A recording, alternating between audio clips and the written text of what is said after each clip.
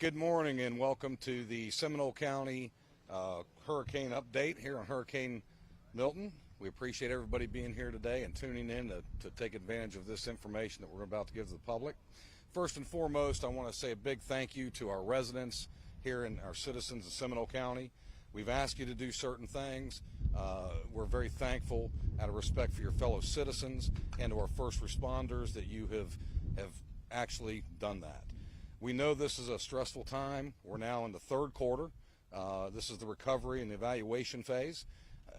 Often things don't seem to be moving as quickly as necessary for some, but trust me, you've got a great emergency management team, and we're working directly with FP&L and our partners at Duke to make sure that things get stood up. There's many areas throughout the county that are currently flooded and inaccessible to the power companies, so just be patient. Show a little compassion and understand our first responders, as well as many of these individuals that are here, the line crews, they're away from their families, far, far away from home, to come here and actually help us.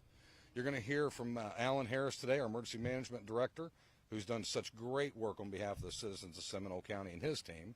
He's going to give you a lot of specific updates on things that you need to know about openings and what's actually occurring as we move forward. I want to take a moment and thank Governor DeSantis for his leadership, but I also want to give a special thanks to Congressman Corey Mills, who's here with us today, who yesterday made arrangements for a semi-tractor trailer load of supplies, including generators, to come into our community and help those most in need, and we're most thankful for that. We also want to thank Senator Rubio, Senator Scott, and our other leaders at the state level who've helped support us with assets through the emergency management, the Department of Emergency Management in the state of Florida, and all the leadership they've shown and assets they've afforded us to do. With that said, I'd like to introduce Congressman Mills to have a few words. Congressman. Thank you very much. Thanks so much. Look, I want to echo a bit of what Jay Zimbauer has just said. You know, we're blessed in the state of Florida that we've got one of the greatest governors and that we understand how to deal with true national disaster without having to have federal involvement. But I also think that that's in part because we have great leaders. You know, we have great sheriffs like Sheriff Dennis Lima, who has really helped to ensure that the community not only has to, not shut down or to be on some type of a curfew, but also understands our citizens here in Seminole County. It's the same thing when we talk about Alan Harris, who's done an amazing job, who I coordinated with yesterday for the Office of Emergency Management and his team to bring in a semi-truck to allow it to have everything from toiletries to food, water, non-perishables. We had generators that we could actually get to our street lights that was immediately deployed from what Alan was telling me, but also things like toys for children. You know, too many times we forget about the fact that sometimes these houses are completely eliminated. They've lost everything they have. And just having the ability for a child to be able to hug a teddy bear, to have a toy, gives some semblance of normalcy. And that's what we're trying to return here as quickly as possible, whether it's restoring power in the communities that are most impacted, whether it's helping those until the receding waters there in areas around the lakes, and just bearing in mind that our lakes have not crested yet. We're still going to see the continuations in surge. You know, I can remember being at this exact location in 2021 and helping when it came to bringing in swamp buggies so that we didn't create wakes so we could get people out or delivering materials. Our community understands this is about America supporting America. This isn't about waiting for the federal government to step in. This is our local communities understanding that a stronger community is a stronger county, a stronger district, a stronger state, and a stronger nation. And so I'll continue to work within the community to help those in need. I'll continue to support both Seminole County and Volusia. And I'm here, and my office is here to help anyone who may be in need. With that, I thank you so much for the time, and we appreciate it. God bless you all. Thank you, Congressman. Next up, we're going to have Mr. Alan Harris, the Director of Emergency Management. And I cannot emphasize to our community how blessed we are to have Alan and his leadership and his team right here in Seminole County. If you were there to watch, it's literally watching a military mission and the planning and execution that he's brought to the table and continues to execute, and having all these assets. These things don't happen in a vacuum. Without Alan's leadership and his great team, which they're all away from their families, they're not able to go home, clean up their debris, not able to go home and be with their children. And so Alan, we respect you. We thank you immensely, and please come up and have a few words and tell us what's happened. Thank you. Thank you, Chairman. And thank you for your support. And I'd like to also echo the thanks to the Congressman. We've been texting for about, 3 or 4 days. Even before the hurricane came, we were texting about the different types of supplies that we would need. And he said, hey, I've got a semi coming to you right now. And I was super excited to have that. Those generators that came in, they were immediately deployed to assisted living facilities that were without power last night to provide life-saving power. So I know that before this this press conference that he got that information, and I just again want to thank you for doing that for us. The emergency management team, of course, continues to work in the response mode.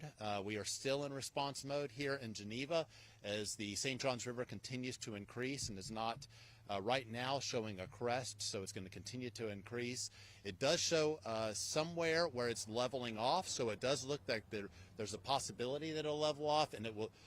If that holds true, and if there's not additional rain, it will be below the record level in Hurricane Ian.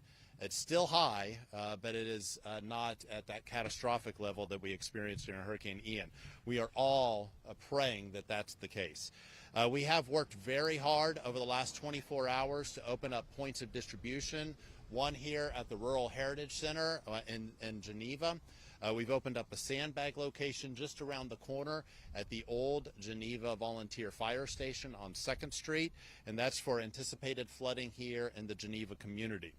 We've also set up other points of distribution in some outlying locations where the damage was really hard hit. So those locations include the Salvation Army in Sanford. I want to thank that partnership with that organization. Midway Safe Harbor. I want to thank those folks over at Midway Safe Harbor, and Seminole Community Church, which is up in the northwest quadrant of Seminole County, which also is expected to experience increased flooding along the St. Johns River. So we are continuously working as we identify other damaged areas to place points of distribution. We have 2 or 3 additional ones that should be placed today, and either should service sometime today, start servicing today, or tomorrow. You can contact the Citizens Information Hotline at 407-665-0000 for additional information on those locations where the nearest point of distribution is for you. And as mentioned earlier, those have tarps, food, water.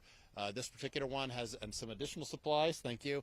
And so, very important out here, right, as the water rises, mosquito spray. So there's some mosquito spray here as well, so that's going to be real important out here as the water continues to rise and, of course, sit. So we are opening up some additional sandbag locations. I know that seems unusual for all the other counties in the state of Florida, except for maybe our friends in Lake and Volusia County, which of course has to deal with Astor and those communities.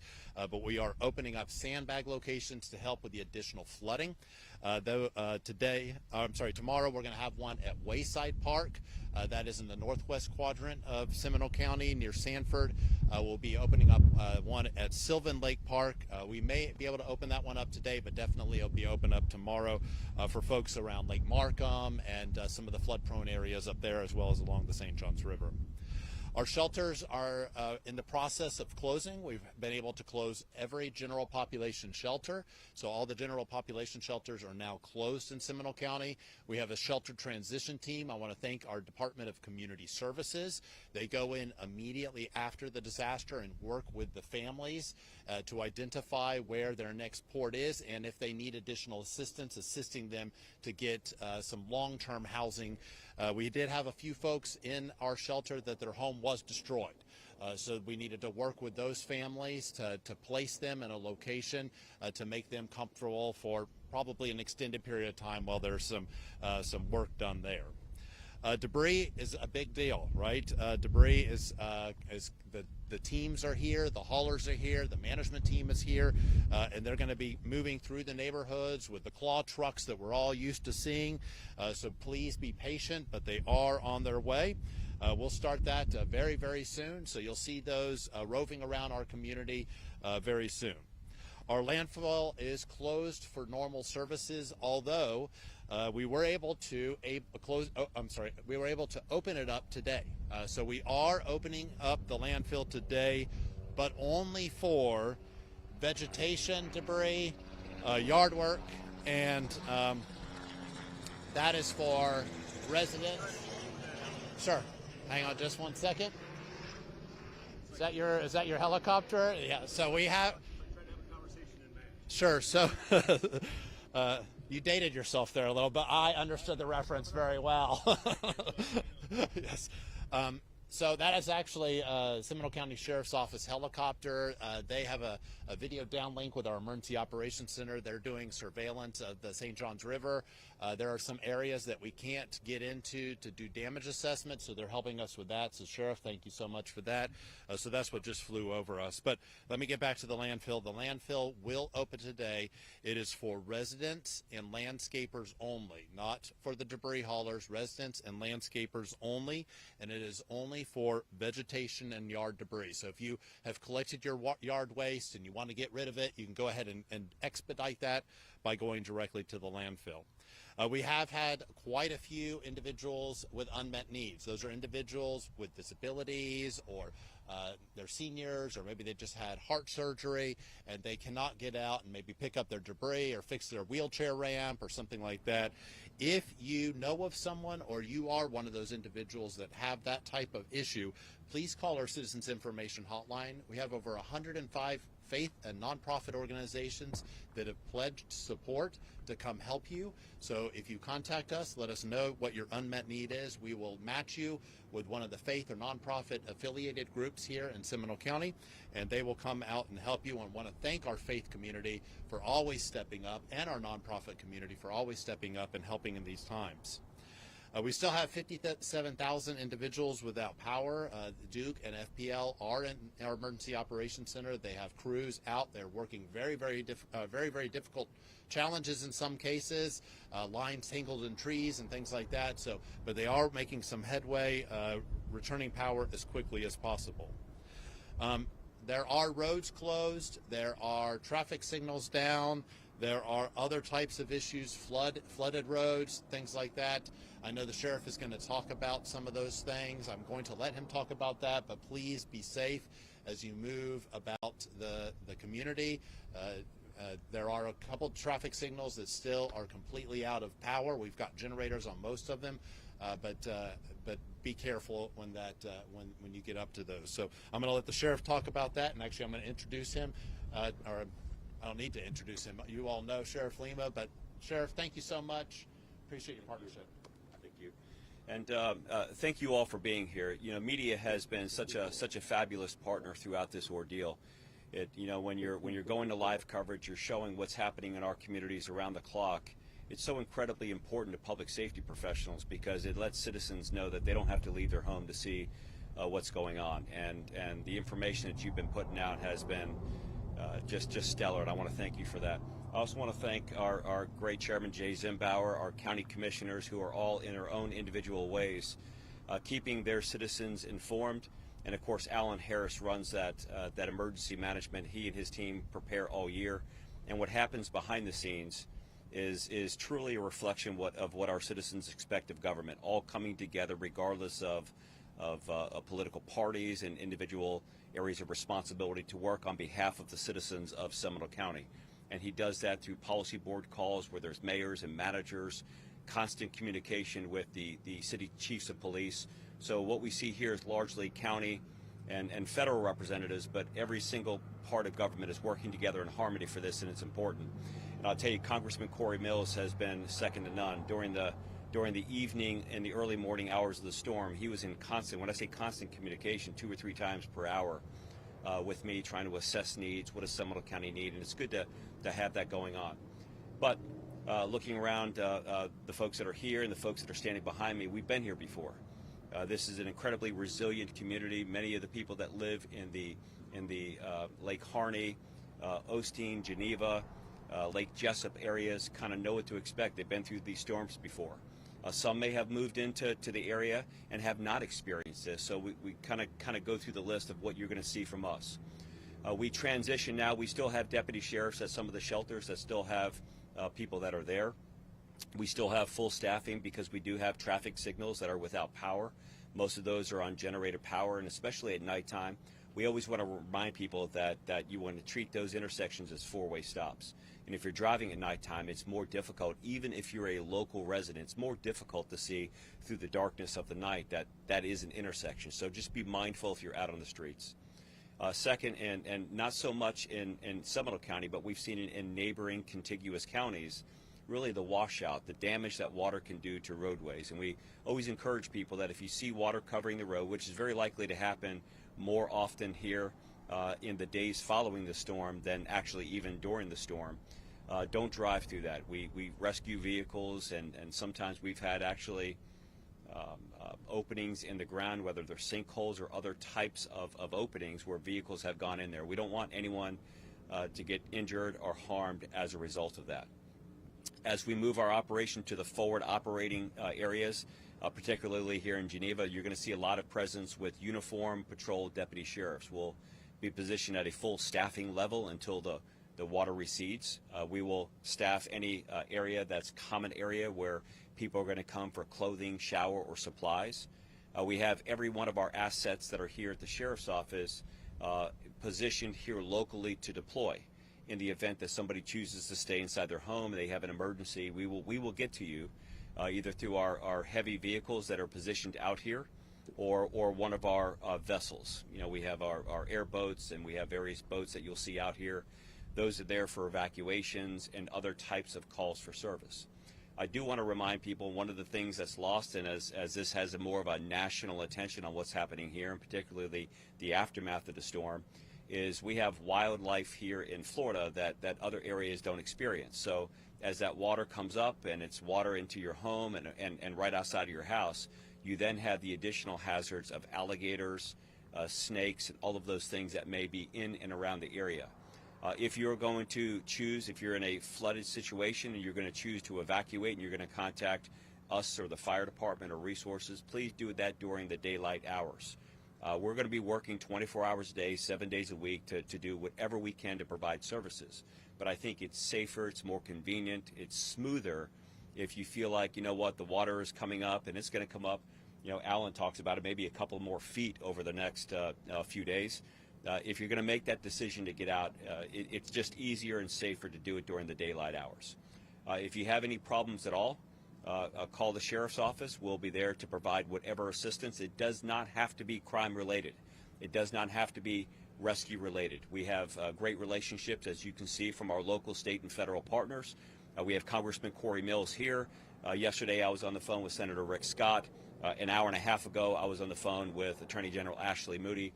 Everyone knows how this flooding affects us here in Seminole County, and they want to provide whatever support and comfort that we have for our citizens. So with that, I'll turn it back over to our Chairman, Jay Zimbauer. Thank you, Sheriff.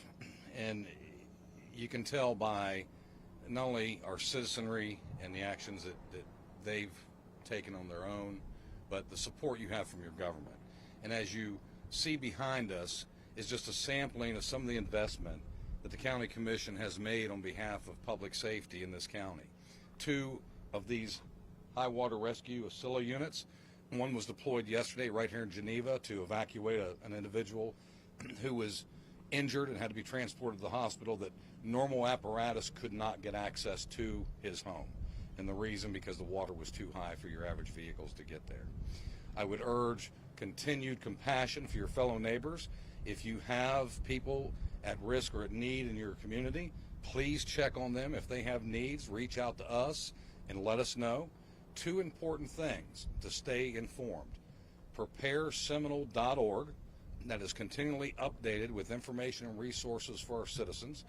If you have specific needs or questions, 407-665-0000 is the number that you can call for the Citizens Hotline to find out any information you may specifically need. And again, we'll all get through this together. We appreciate the collaboration with our federal partners, our state partners, all of our local law enforcement, and our first responders. And a special thanks to Mr. Corey Mills, our illustrious Congressman, we sincerely appreciate your support and everything you've brought to our community. Thank you very much, and we look forward to continued relationships and working forward. With that said, we'll open up for questions. Any questions you may specifically have, we'll bring the appropriate individual up. Alan? Surprise, surprise. Yes, sir. So I've been kind of watching the water prediction graph for Lake Harney. Last time I looked, it looked like 10.5, but still climbing. Do we know if we go, and everything's contingent on no more rainfall, which is, of course would help us all out. How high do you think? Do we think it's going to, it was 12.7 after Ian, that was the record. Where do you think we're going with this? Yeah, so it's a good question related to Lake Harney for those that didn't get the question. Where do we think that the forecast will go? Well, we're showing a leveling off, not really a crest at this point. So we've been working with the hydrologists in the National Weather Service. I'd love to be able to tell you the exact number. I can't. We look at what the rain's going to be, and then of course the rainfall that was south of us. So we definitely look like we're going to be in major flood. So the Fay area. So we know with Tropical Storm Fay, which was back in 2008, those that were around, 46 became a problem. So we are making contingency plans. When we say make contingency plans, that doesn't mean it's going to close. It just means that we need to go ahead and plan for that now. And then the roads that we know, Whitcomb, Jungle, those roads, we know those roads now, unfortunately, because we've been flooded quite a few times. We know what roads will be. Those folks out there, we know they're a hardy bunch. Yes. If it hasn't flooded them yet, over the next 2-3 days, they need to be getting some sandbags out, right? Because that water's coming up maybe another 2 feet. Yeah, absolutely. So, and that's why we've made the sandbag location so convenient to them. We wanted to get it real close to them. So if they need those sandbags, which we do encourage them, if they know what happened last time, and when I say last time, Tropical Storm Fay, 2008, even Ian, think about maybe potentially getting some sandbags. For those who live along Lake Harney, I know after Ian, they were kayaking to their homes. We were out with Corey Mills delivering supplies on that swamp buggy. What do you want them to know ahead of time? Because when do they decide to evacuate? Those decisions and what kind of rescues will be in place for them, if need be? Yeah, so you have an incredible group of firefighters that are actually standing here with us today that operate all these special pieces of equipment and that will go back in there. We hope that people will evacuate before the rescue. We would prefer not to have to use the vehicle for a rescue, but if in the event that they're back there and they can't get out, that's why we have these types of vehicles to get back and help them. We understand some folks will kayak and canoe to their homes. We get that. They want to check on their homes. They want to see around their homes. And we will do exactly the services that we provided last time. We provided dumpsters at the end of the flooded area. And that way, if they are back there and they need to bring some stuff and throw them away, we'll put them there. Over the next couple days, this center is actually going to grow. We're going to have a comfort station right across the road from us here where there'll be showers and restroom facilities because the plumbing obviously won't work out there. Washers, dryers, things like that. So to make them as comfortable as possible while they're having to deal with probably a long flood. This is also a little unique in that we flood and stay flooded. So it's going to stay flooded for a while before slowly, and I'm saying slowly, the water goes down. But the people out here understand that. They've experienced it a couple times before. Alan, I'd like to have you give us the cautionary tale. The storm has passed, but now's when most people get hurt. Right, absolutely. The do's and don'ts moving forward. Sure. So this is not the time to learn how to use your chainsaw. If you are using a generator, please make sure that it's away from your home. We suggest about 20 feet from your home to make sure that carbon monoxide poisoning. Most people have followed that this time, and I know that because we haven't had a lot of 911 calls related to carbon monoxide in this county, so that's very nice that that's the case. If you are going to do tarping of the roof, make sure that you're very careful when you do things like that, that you slip and you wear the appropriate safety materials, things like that. As the sheriff mentioned, one of our fatalities in Tropical Storm Fay was ants. So what looked like a leaf coming down in a flooded area hit the individual, and it was actually a pile of army ants or fire ants, and that's how they live. if they get trapped on water and it looked like a leaf and the individual went into anaphylactic shock. So we want people to be very, very careful when it comes to these things. Which is also why you don't either drive through water, like the sheriff was saying, because you could drive into a hole. You also don't walk through water, because I've seen those piles of fire ants. You could have 1 million fire ants on an oak leaf. That's right. Yeah. So you don't want to drive through anything where you can't see the ground. Turn around, don't drown. The road can be washed away.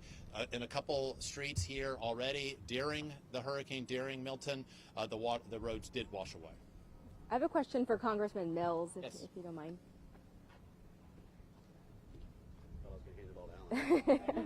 He said a lot of good stuff. Yes, Congressman, I know you've talked a lot directly with the county officials. Can you share anything you've heard directly from your constituents about their needs as you've been out talking with them? Well, again, I think that the needs are kind of what we discussed already, ensuring that we can restore power, making sure we're getting response out there to be able to do assessments on damage, but also helping to replace some of the goods and things that were lost throughout this period.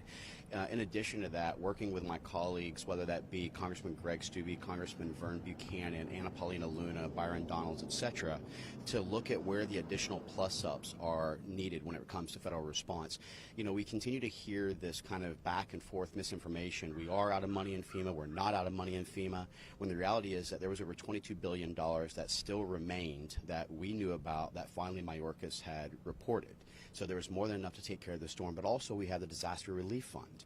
That was plussed up under Petition 11, in which I was an original signatory, and the National Flood Insurance Program that was also plussed up. So there are programs for responses both at the federal level. The issue is that the pace in which the bureaucracy moves, that very slow churning wheel, cannot match that of our private, smaller communities, our local forces that come together, as well as for our state government. And so we're able to kind of factor that in at a higher rate. But that's why I don't wait for federal government like Governor DeSantis doesn't and the rest. I step up, I work with my partners, my charities, and myself to be able to get the supplies in here to be able to respond to exactly the point, which is the constituents who are in need of those key items. And Congressman, I know you're out here after Hurricane Ian. What did you learn from that in this community that you guys are bringing to the response? Well, you know that because you were actually on the swamp buggies with me, delivering and pulling people out of their houses and relocating them back during that time. You know, we know the flood areas. We know the areas that are going to continue to see this. But also, as I talked to the chairman about, Jay Zimbauer, you know, it's really also looking at the new communities where you're seeing where they're starting to build at. One community's building at 1.5 feet, 2 feet higher than the other. Then the new community builds at. And what you're doing is you're getting those spillovers into the older communities. And so understanding how we can be responsible in our building, our permitting, but also, again, since we know, you know, having been born and raised here in Central Florida, we know the areas that are most affected. And so being able to respond to those areas quickly, being able to work with people like Alan Harris and Sheriff Lima and the chairman to be able to pre-allocate and designate and distribute those goods to an area for response earlier is really kind of the benefits of having, you know, been here for many years. One more question for the chairman. Oh, get in here. Thank you. Yes, I know you've been out and about in the community. I have. What kind of sense are you getting from people in the area as we're expecting a flooding? Yeah, so it's sort of a mixed bag, but for the most part, especially in these flood-prone areas, many, if not, you know, the large percentage have been through this before. And the message that we have communicated and urged is our job at the government side is to be prepared for the worst case scenario and hope and pray that it doesn't manifest. The job of our citizens is for them to prepare. And there's two things we can't control: how our citizens prepare and what the weather and Mother Nature is ultimately going to do. But we have to prepare for that. But the sentiment has been, oh, we've been through this before, this too shall pass. I've really been thrilled to see some of the folks that have been in this community for 20, 30, 40 years or their entire life actually reaching out and trying to help some of the newer citizens who are arguably haven't been through this and have told me, what are you going to do about the flooding? What about the road washed out? A lot of roads out, especially in this area of Geneva, are private roads. The government has no control. But we're doing everything in our power to help mitigate that the best we can, deploy these kind of assets, so when there's a need, we're there. But for the most part, the sentiment is, we'll get through this. You know, we always have what I call the cowboys who want to just ride it all out. And I would say to you, reconsider. 20, 30 years ago, the chairman himself may consider that, but you can't replace lives. You can replace the things, but you can't replace your loved ones. And for the most part, I think our citizenry, and especially in these flood-prone areas, they understand what we're up against. Anything else for the sheriff? Very well. Well, we appreciate y'all coming out today. I hope y'all and your families remain safe. We'll see you next time. Thank you, Jeff. Thank you. It's been a tough month.